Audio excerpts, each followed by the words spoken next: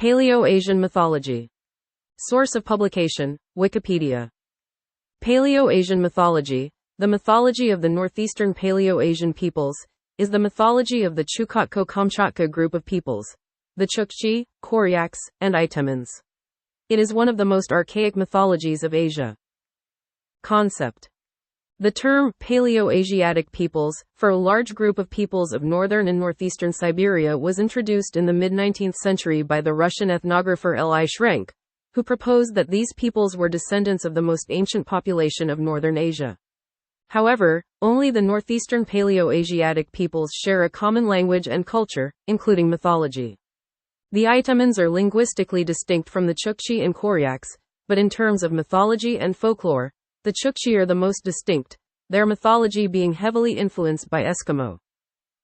The most ancient component of Paleo-Asian mythology has close parallels in the mythology of the Indians of the northwest coast of North America, due to both direct contact and, presumably, ancient genetic links. Weaker traces are found in the myths of the Eskimos, Aleuts, and Yukagirs. Cosmology. The cosmological concept represents the division into upper, middle, and lower worlds, common to the mythological model of the world.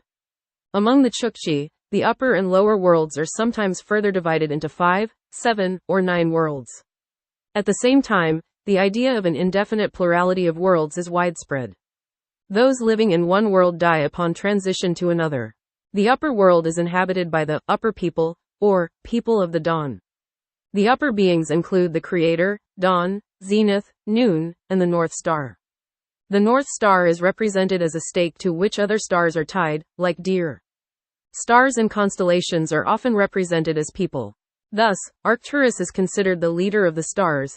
Altair Terared from the constellation Aquila is considered the being Pegatgen, formerly the founder of the tribe.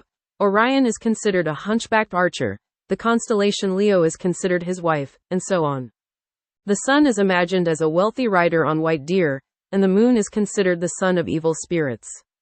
The Koryaks and Itemans hold great significance for cloud people, calling earthlings lower inhabitants. In Chukchi mythology, certain categories of the dead inhabit certain parts of the sky. The Koryaks believe that one human soul ascends to heaven to the supreme being after death, while the other soul, a shadow, passes through the funeral pyre to the underworld. The people of early times and the world of dogs dwell in the antechamber of the realm of the dead. Passing through this place, the soul must be kind to them. Evil spirits that devour souls also inhabit the underworld. In Chukchi beliefs, there are passages between the rocks at the edge of the horizon, sometimes opening, creating wind and allowing migratory birds to pass through, sometimes closing. The fixed North Star is also considered a passageway through all worlds. Heroes can fly on an eagle or a thunderbird, on a sunbeam, on the smoke of a fire, or on the thread of a needle stuck in the sky. The dwelling also serves as a mythological model of the world. The pillar staircase in the center of the Koryaks' semi-dugout symbolizes the connection between the upper and lower worlds and presumably reflects the concept of the world tree. Supreme deities. The pantheon of the northeastern Paleo-Asians is amorphous and incomplete. Its main elements are a passive supreme celestial being, an active cultural hero with traits of a rogue trickster, a number of celestial beings, various master spirits, various types of evil spirits and opposing shamanic spirits, as well as human-made amulets as substitutes. These spirits are inextricably linked to the amulets and their ritual function. Most characters have a dual nature, and anthropomorphic traits are more stable. The supreme celestial being is more vague than that of other northern peoples of Siberia and America. This being is associated or identified with the top, the sky, the sun, models the upper world, the cosmic order as a whole, facilitates the circulation of human souls and the reproduction of reindeer. His main definitions and functions include being, power, a concept that among the Chukchi includes some stars, etc. Universe, external, the highest being as a model of the cosmos, the cosmic order as a whole and opposing the external world to the human microcosm. Someone above, upper being, overseer, observer, watches and patronizes people from a great distance, rarely directly intervenes in their lives. Creator, master spirits, or place of existence. Presumably as the supreme master over the local masters. Thunderer. SP Krasheninnikov points to a connection with thunder between the Itamen, master of beasts, Paleo-asian. One of the functions of this heavenly master in Koryak beliefs was to send the souls of deceased relatives to the mother's womb. Sometimes, among the Chukchi, the heavenly deity is identified with a reindeer creature, watching over the herd and associated with a certain amulet. The Koryak heavenly deity becomes an object of cult primarily in the context of reindeer herding festivals, as among some other Siberian peoples. The connection with the Itamen Paleo-asian, patron of wild reindeer, may indicate that the patronage of reindeer herding superseded that of hunting. The heavenly deity is also associated with certain solar directions: dawn, midday, the zenith, or the sun itself. In Chukchi mythology, 22 directions are considered celestial beings: the zenith, midday, the sun, the nadir, and the North Star. Fly agarics, considered a special tribe, are also considered beings. Fly agarics are a source of narcotic ritual food, and therefore hold great significance in the mythology of all Paleo-Asian peoples. For example, Itamen tales tell of fly agaric maidens who seduce and lead hunters away. The Paleo-Asiatic spirit masters are intertwined with gods and shamanic spirits, especially in Itamen mythology. Krasheninnikov wrote that Utligon is the creator and master of the sea among the Itamens, but the fish-like sea god Mit, who sends fish into the rivers and is a kind of master of fish, is much more popular. The Itamen consider Paleo-asian, a small man who dwells in the clouds and is a thunderer, to be the master of the land's beasts. He wears a wolverine parka and rides on birds, most often partridges. Paleo-asian is associated with the cloud spirits, Kamuli and Kamuda. As the master of animals, primarily wild reindeer, he corresponds to the Koryak Chukchi Pasvusan. He is small in stature, rides on kites or mice, communicates with birds or mice, and feeds on scent. In coastal Chukchi beliefs, Pasvusan also controls sea animals. The Chukchi consider Karatkin, whose image is almost identical to the Eskimo Kasuk, to be the master of sea animals. Karatkin and his wife have black faces, headbands, and clothing made from the intestines of sea animals. They eat the bodies of drowned people and can help against evil spirits. Chukchi and Eskimo autumn festivals are celebrated in Karatkin Kasuk's honor. The Koryaks have a more vague image of the master of the sea. He may take the form of a crab or a sea creature. The mistress of the sea is sometimes identified with the mistress of the weather. Lower mythology. In the beliefs of northeastern Paleo-Asians, a natural object and its spirit often merge into a single whole. A giant living at the edge of the earth and creating a cold wind by shaking snow with a shovel. An old woman, mistress of the winds, who shakes snow off her home. A thunderbird, creating thunder with the noise of its wings. Lightning in the form of a one-eyed man, etc. Chukchi demonology partially overlaps with Eskimo. It features a large number of creatures occupying an intermediate position between the spirits, masters of the earth, and sacred animals. A killer whale, transforming into a wolf in summer, the eight-legged polar bear Kochatko. Monstrous ermine and newt. Spells mention Kanai Olgan, the cosmic fish of the time of creation. The cosmic fish is also known in Finno-Ugric mythology.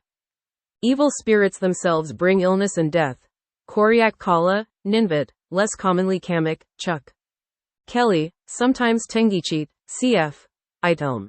Kana. They dwell underground or in deserted places in the west, but not by sea. Evil spirits can enter the hearth from the left side through the smoke hole, cause illness with arrows, bite and steal people's souls. They have the appearance of animals or people with sharp heads, sometimes multi-headed, one-eyed, with long teeth and nails, etc. Underground, they live in reverse symmetry with those living on the ground. When it is light on the ground, it is dark underground, left, and right, switch places, etc. These spirits own black dogs and bears. Western, lower, left, black, lunar, are negatively connotated.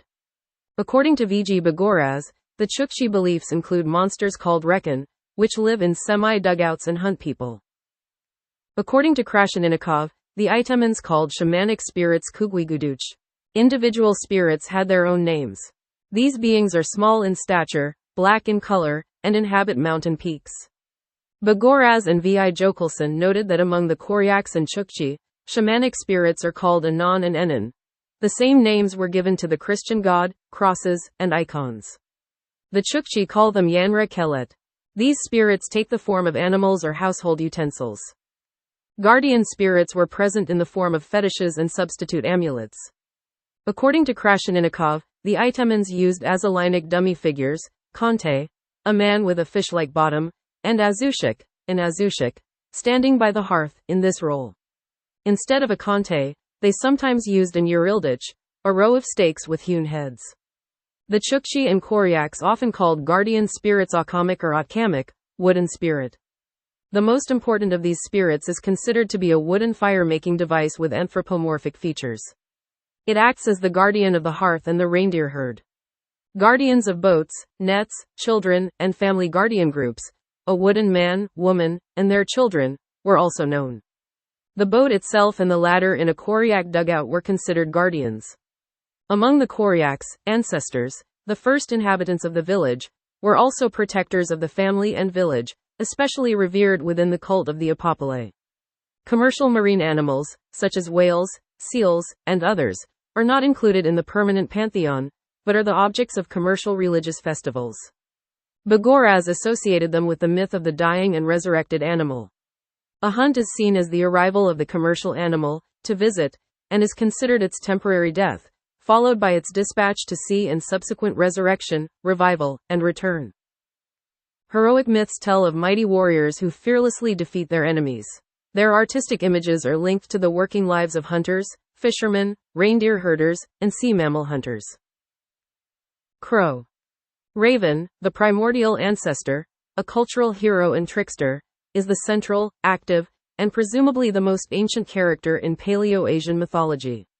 He is the main figure in Chukchi creation myths and in the narrative folklore of the Koryaks and Itemans. Raven plays a minor cult role.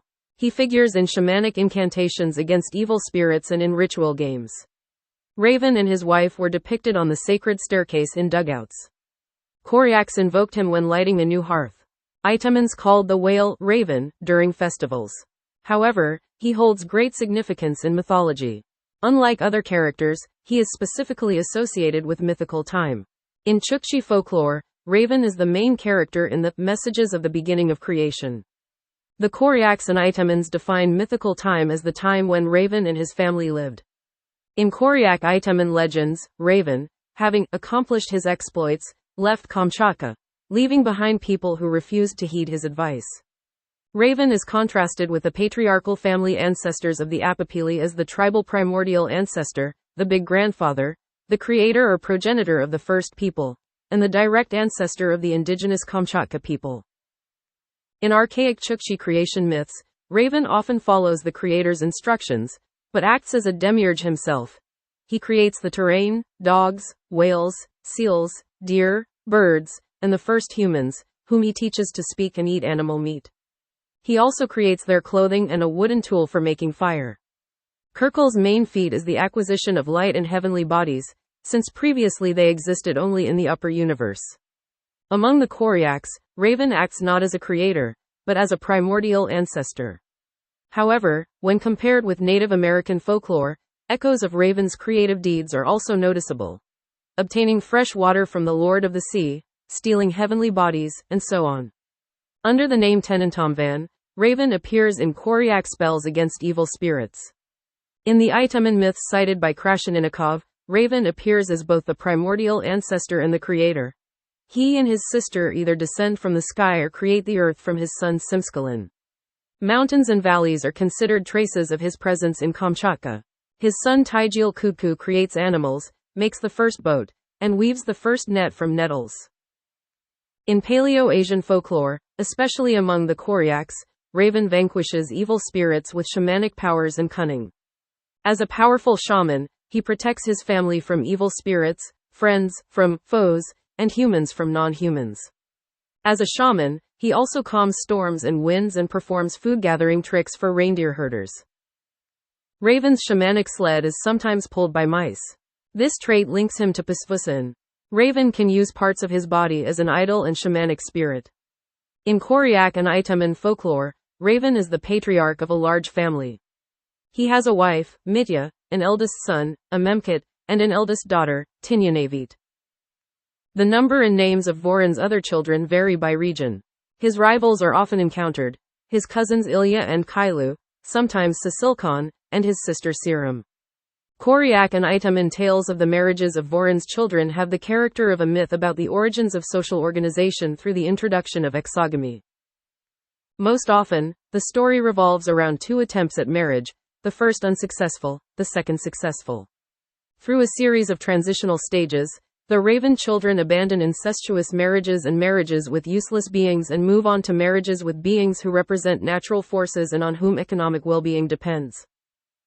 A happy marriage is followed by a successful hunt and a whale festival, a ritual that ensures the resurrection of a killed whale and the birth of new whales in the future. When Raven's sons go hunting wild reindeer, Raven himself tries to find food, sometimes from inedible scraps. He attempts to cheat on his wife with the daughter of wealthy reindeer herders, a fox, and a salmon woman. Sometimes he can change gender or violate the rules of the sexual division of labor, try to appropriate the family's food supplies by pretending to be dead and eating ritual food, etc. But all of Raven's tricks, directed against his own, and violating tribal norms, usually fail. His wife triumphs over him, and hunger gives way to abundance thanks to the efforts of his sons. According to E.M. Melitinsky, the legends, mythological tales, and anecdotes about Raven and his people epitomize the entire Paleo-Asian mythology. His image most clearly reveals a number of common features that connect Paleo-Asian mythology with other archaic mythologies: the fusion of human and animal natures, the ease of various transformations, displacements, and substitutions of one being for another, the fragmentation of the body, human and animal, into qualitatively homogeneous parts, and so on. Later development. Most Paleo-Asian folktales and historical legends of recent origin are related to the folktales of European peoples and the history of the Russian settlement of the region in the 17th–19th centuries. This folklore is characterized by everyday tales and historical stories. They reflect the social and everyday life of hunters, fishermen, and reindeer herders, as well as their neighbors, including Russians. Magical tales of the 19th–20th centuries include such characters as czars, their servants and officials, Russian and foreign merchants, local wealthy people, fur traders, and the clergy. Among the magical objects used to help people escape misfortune, there are also items related to Russian household life: living and dead water, a ring, a comb, a snuff box, a needle, and others. In one Chukchi story, the first humans leave a flint at a campsite, which turns into a man. A raven creator tells him, "Be a Russian. Make tea, tobacco, sugar, salt, and dishes. Others will take from you." In another Chukchi story, a Russian emerges from a flint and creates mountains, rivers, lakes, and gives the earth a real appearance. Literature.